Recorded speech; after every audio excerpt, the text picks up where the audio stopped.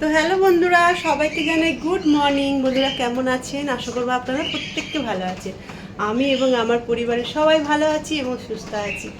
তা বন্ধুরা, আজকে দিনে আপনারা সারাদিন আমার সঙ্গে সঙ্গে থাকবেন, আর আমি যেটুকু পারবো আপনাদের সঙ্গে শেয়ার করব। আর যারা ফেসবুক থেকে দেখছেন তাদের অনুরোধ করব আমার পাশে থাকবেন, আর আমার পেজটার নাম হলো মনির স্বপ্ন, পেজটাকে একটু ফলো করবেন।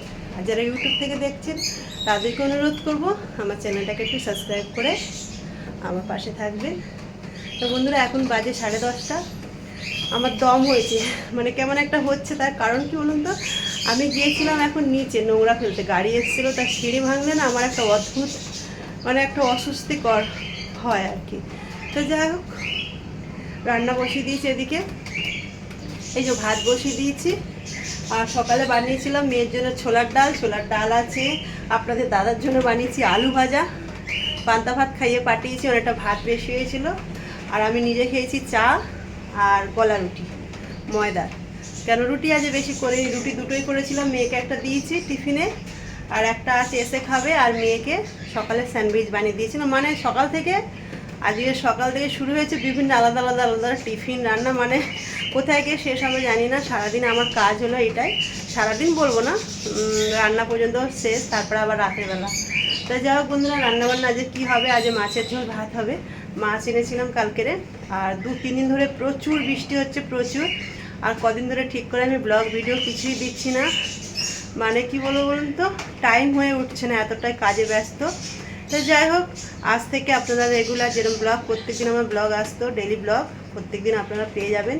তা প্লিজ বন্ধুরা, আপনারা সবাই একটু আমার পাশে থাকবেন, সবাই আমার ভিডিওগুলো দেখবেন, লাইক কমেন্ট শেয়ার করে দেবেন, একটুকু অনুরোধ করলাম।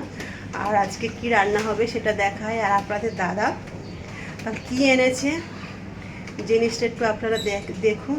আর এই জিনিসের এত দাম, এখানে এরকমই হয় এই জিনিসটার দাম। তা চলুন একটু সেই জিনিসটাই আমি আপনাদের সঙ্গে শেয়ার করি। তো বন্ধুরা, এই যে সবজি টবজি নিয়ে বসে পড়েছি। সবজিগুলো তো ঝিঙে দিয়ে মাছের ঝোল হবে। আর এই যে পেঁপে আছে, পেঁপে না বন্ধুরা পাওয়াই যায় না এখানে। তা যাও, সেদিনে পেয়েছিলাম। পেঁপে দেশের দিকে কেউ খেতেই চায় না। আর এখানে পেঁপে জানেন বন্ধুরা, 80 টাকা কিলো পেঁপে কিনে নিয়ে এলাম। আর ভাতের মধ্যে দেবো একটু, আপনাদের দাদাকে খাবে। আর আপনাদের দাদা এই জিনিসটা খেতে খুব ভালোবাসে। এই দেখেন, এটাকে কাঁকরোল বলা হয়, যদিও দেশের দিকে খুব বড় বড় পাওয়া যায়। এটা ঠিক এই বৃষ্টির সময় পাহাড়ের গায়ে গায়ে এগুলো হয়। তা এটা না, এই কাঁকরোলটা হলো 150 টাকার কাঁকরোল। মানে ওরা এরকম অল্প অল্প করে এরকম বাটা দিয়ে রাখে, ঠিক এরকম করে বাটা দিয়ে রাখে। এক একটা মানে বাটা 50 টাকা করে। তা আপনাদের দাদা 3 বাটা নিয়ে এসছে, যেটা খেতে আমরা সবাই খুব ভালোবাসি। মেয়ে তো খায় না, ওর কথা ছেড়েই দেন। আমি এবং আপনাদের দাদা দুজনেই খেতে খুব ভালোবাসি। তাই এই মানে বৃষ্টির সময়টা এইটা পাওয়া যাচ্ছে, এরপরে আর এটা কিন্তু পাওয়া যাবে না। আর দেশে গিয়ে খাই, দেশের টেস্টটা আবার একটু আলাদা, ওগুলো বড় বড় হয়, ওগুলোর টেস্ট আলাদা। কিন্তু এগুলোর টেস্ট না খুব ভালো, ভাজা করলে খুব সুন্দর লাগে খেতে। তাই যাই হোক, এটা একটু ভাজা করব, পেঁপে সেদ্ধ হবে। আর এই তো ঝিঙে দিয়ে মাছের ঝোল হবে। আর আরেকটা জিনিস, আমাদের যেখানে দোকান আছে না, ওখানে একটা নোড় গাছ আছে, এই দেখেন। তা ওই ভাইয়াটা কালি নোড় দিয়েছে, কিন্তু আমরা তো টক জিনিস কেউ খাই না, তাও দিয়েছে। কিন্তু টক জিনিস আমরা খাই না বললে ভুল হবে। আপনাদের দাদা ভীষণ প্রিয়, টক খেতে ভীষণ ভালোবাসে, আম কাঁচা কাঁচা খেয়ে নেয় মেয়েদের মতন, আর মেয়েও খায়। তা মেয়ে হয়তো এটা খাবে না, এটাকে ভালো করে ধুয়ে রাখবো, দুপুরবেলা আপনাদের দাদাকে দেবো, যদি কটা খাবে। আমি তো খাবোই না, আমি খেতে ভালোবাসি, কিন্তু আমার একটু প্রবলেম হয়। প্রবলেমটা কি বলুন তো, আমি যদি খাই না, আমি আর কিচ্ছু খেতে পারবো না, আমার দাঁতগুলো কেমন হয়ে যায়, এটাই হলো বিষয়। তা যাও বন্ধুরা, রান্নাবান্না জোগাড় করে নিই, তারপরে আবার যাবো, হয়তো জানি না মেয়েকে আনতে যাব কি জানি না। কদিন ধরে না আমার ডিউটিটা একটু অফ আছে, মানে আপনাদের দাদাই বেশিরভাগ নিয়ে আসছে। অ্যাকচুয়ালি আপনাদের দাদার যেখানে কাজ হচ্ছে মেয়ের স্কুলের ঠিক কাছাকাছি আর কি, ওই জন্য উনি খেতেও আসছে আর মেয়েকেও নিয়ে চলে আসছে। তা আজকেরও বলেছে 12:30টার সময় ফোন করতে, যদি আপনাদের দাদা যায় তো ভালো, নাহলে আমিই যাব। তার জন্য আমি 12:30টার মধ্যে আমাকে রান্নাবান্না কমপ্লিট করতে হবে। আর এখন অলরেডি 10:30 বেজে গেছে। তা বন্ধুরা, পরে আবার দেখা হচ্ছে। বন্ধুরা, আমার রান্নাবান্না কমপ্লিট একদম সব। আর এই যে এখানে মেশিনটা একটু বাকি আছে, 8 মিনিট বাকি আছে। আর সানে যাব। আর আপনাদের দাদার ফোন এসেছিলো, আমাকে যেতে হবে না স্কুলে, আপনাদের দাদাই যাবে, ওই জন্য লেট করলাম। এবার যাচ্ছি, স্নান করবো, মাথা টাথা ঘষবো। ওই দিনে ওই যে ঘুরতে গিয়েছিলাম, সুইমিং পুলে স্নান টান করেছিলাম, তো মাথাটা যেন কেমন একটা জটলা জটলা লাগছে, কেন কি ওই জলে সব কেমিক্যাল দেওয়া থাকে না, ওই জন্য। তা মেশিনটা হয়ে গেলে তারপরে স্নানে ঢুকবো, কেন কি মেশিনের পাইপ এই যে বাথরুমের মধ্যেই দেওয়া আছে, ওকে না বের করা পর্যন্ত যেতে পারবো না। তা যাই হোক, জলটা আসতে অনেকটা লেট হয়েছে, কদিন ধরে বেশ লেট হচ্ছে। 11টার পরে এলো জল, তারপর রান্নাবান্না করলাম, আর তারপর সঙ্গে সঙ্গে মেশিনটা চালু করলাম। বাকি সমস্ত কাজ হয়ে গেছে। আর স্নান টান করে আরেকটা কাজ করব। কি কাজ বলুন তো বন্ধুরা? আপনারা হয়তো অনেকে ভাবেন শুধু ভিডিও করি আর ঘুরে বেড়াই, না, আমি অনেক কাজ করি। এই যে এখন আমি এই শাড়িগুলোতে ফলস পাড় লাগাবো, আমার এটাও একটা কাজ।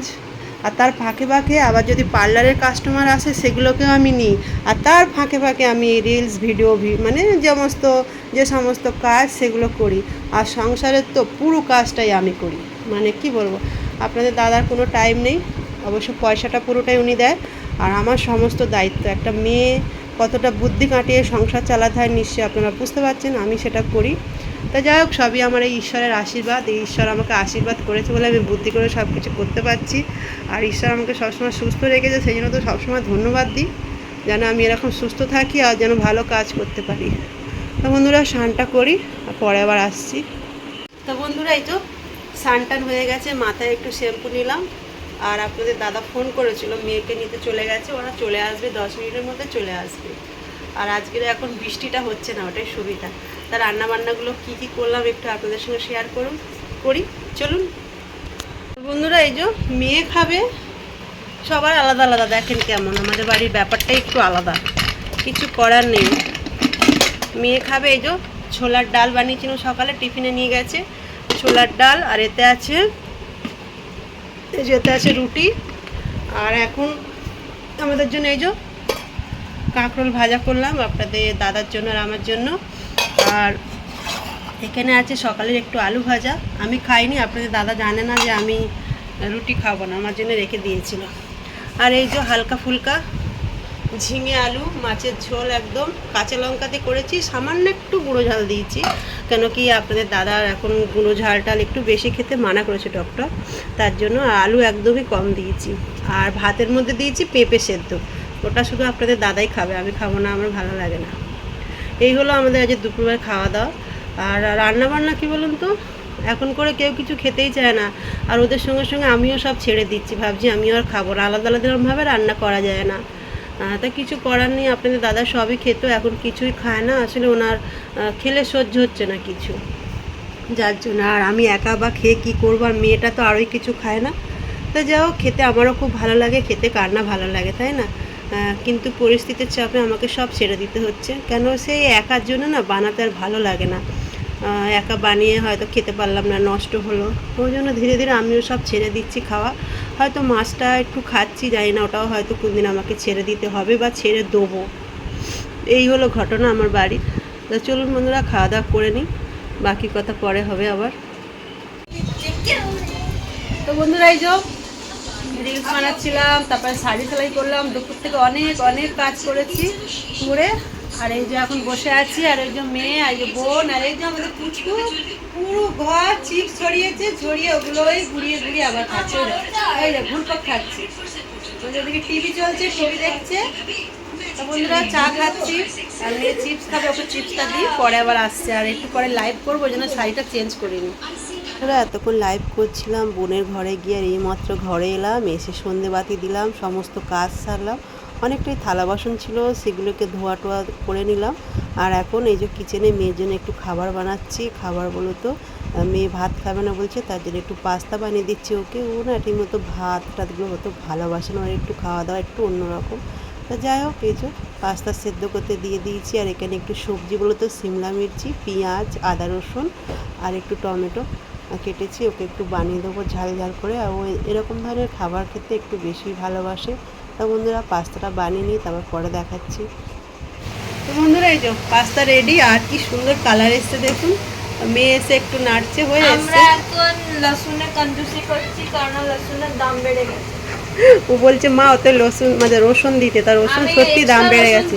আমাকে পুরো হিসাব দিয়ে দিয়েছে, ওই জন্য আমি চুপ করে দিয়েছি তো 4টে দিয়েছি বড় বড় কোয়া। পুরো হিসাব দিয়ে দিয়েছে, এত টাকা কিলো। সংসার যে চালায় সে তো বোঝে, তাই তো না?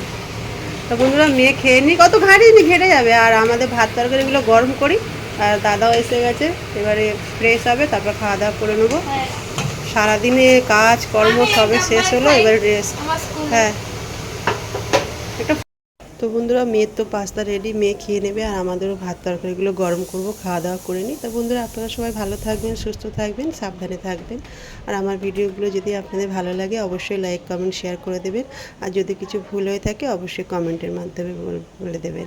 সবাইকে জানাই গুড নাইট, শুভরাত্রি। কাল আবার একটা নতুন ব্লগ নিয়ে চলে আসবো, আশা করবো আপনাদের প্রত্যেকের ভালো লাগবে।